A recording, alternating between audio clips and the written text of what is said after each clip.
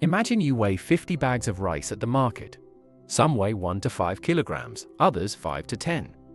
How do you display this data fairly? That's where histograms come in.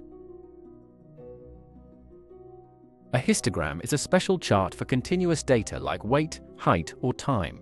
Unlike bar charts, histogram bars touch each other because the data has no gaps. When all class widths are equal, life is simple. The height of each bar equals the frequency.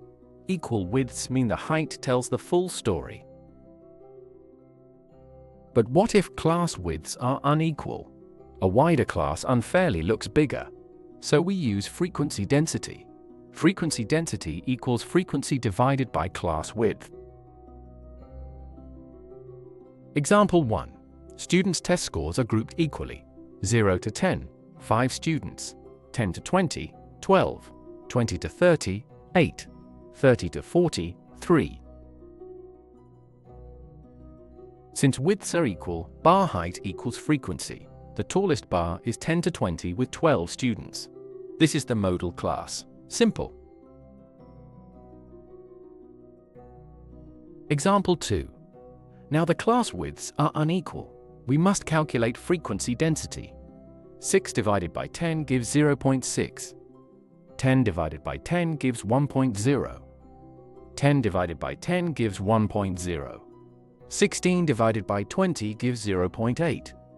16 divided by 20 gives 0.8. 12 divided by 30 gives 0.4. Now plot frequency density on the y-axis. Notice the wider bars are shorter. The area of each bar equals the frequency. Area equals height times width. Common mistake. Many students plot frequency on the y-axis even when class widths are unequal. This makes wider classes look too dominant. Always check, are the widths equal or unequal? Remember this. Equal widths, use frequency. Unequal widths, use frequency density. And always remember the area of each bar gives you the frequency.